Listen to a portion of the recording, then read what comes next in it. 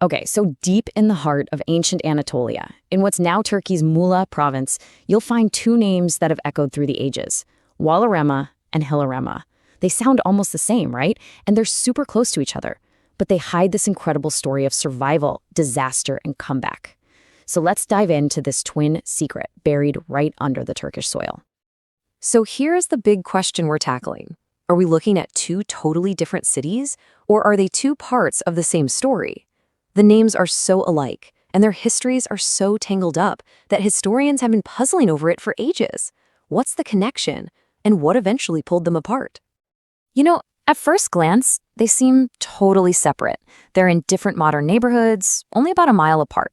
You've got Wallarima sitting up on a hill called Asarcık Tepe, and then you have the bigger city of Hyllarima down in the valley. Two different spots on the map, but as we're about to find out, they share one single epic story. All right, to get to the bottom of this mystery, we've got to start at the very beginning, up on that ancient hill. Let's kick off our journey with Wallarima, the older of the two. This is basically the origin story. And when I say origin story, I mean it. Get this, archaeologists have found settlements here that are 5,000 years old. That goes all the way back to the 3rd millennium BC. I mean, this place was ancient when Rome was just a bunch of huts. The sheer depth of history here is just mind-blowing. And right here, this is where the puzzle pieces really start to click together. See, Wallarima wasn't just some random fort on a hill. It was the original Hyllarima. This was their home base during the Bronze Age and the Iron Age, the ancestral home of the very same people who would later build that grand city in the valley. And the name Wallarima, it's a big deal. It's believed that this is the exact region that's mentioned in ancient texts from the Hittite Empire. So this wasn't just some village. It was a strategic location, a key transit point that the great empires of the day knew by name. This little hill was a player on the world stage thousands of years ago. And this timeline just lays it all out perfectly. It all starts way back in the early Bronze Age. Then you see clear evidence of life during the Hittite period.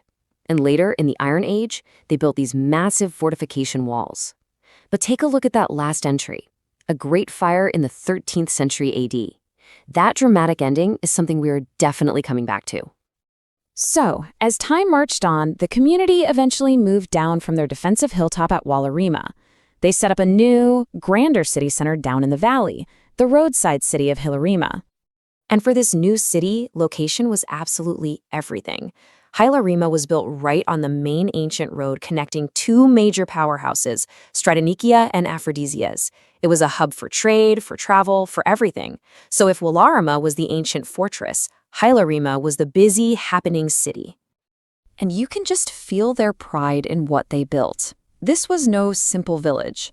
Archaeologists have found a theater, a public square, the agora, for business and politics, and these incredibly impressive monumental tombs. This was a sophisticated, well-planned city, one of the best preserved in the whole region of Caria. So let's just put it all together. Wallarima was the ancient ancestor, the OG spot, lasting from the Bronze Age all the way to the medieval period, known for its strong walls.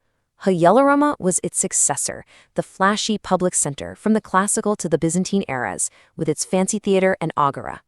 It's not two stories, it's two chapters of the exact same book. But listen, this story isn't all just about growth and building cool stuff.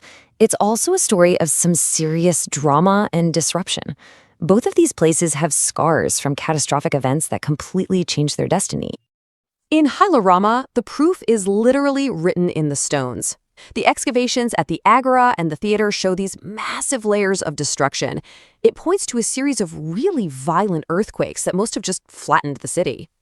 But, and this is the amazing part, the people of Hyllarima didn't give up. Archaeologists also found inscriptions and evidence of major repairs. It shows that after these devastating quakes, they didn't just abandon their home, they rebuilt it. It's just this powerful story of resilience. Now, the end for the old settlement, for Wallarima, well, its ending was much, much different and way more final. Remember that timeline? In the 13th century AD, a massive fire just consumed the whole settlement on the hill, bringing 4,000 years of history to a sudden, fiery end. And get this, this was no accident. Archaeologists see this fire as hard proof of a massive historical shift. It's the physical evidence of the conquest of the region by Turkish groups coming through the Meander Valley. That fire, it marks the violent end of one era and the beginning of a whole new one. So all of that brings us right up to today.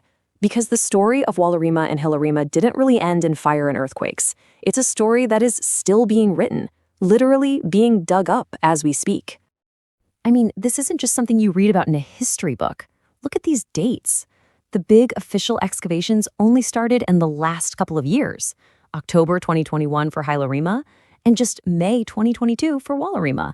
We are watching these cities be rediscovered in real time.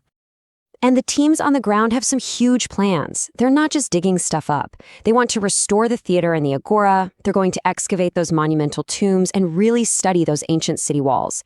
It's all about protecting these sites for the future, because there is so much more to find. So when you boil it all down, what you have here are these two sites that give us this rare, unbroken look into the long, wild, and fascinating history of Anatolia. It's a continuous journey, from the mighty Hittite Empire all the way to the arrival of the Turkish Beyliks, all told in two places. So as their archaeologists keep digging, you just have to wonder, right? What other stories, what other incredible secrets are still waiting to be discovered under those ancient hills?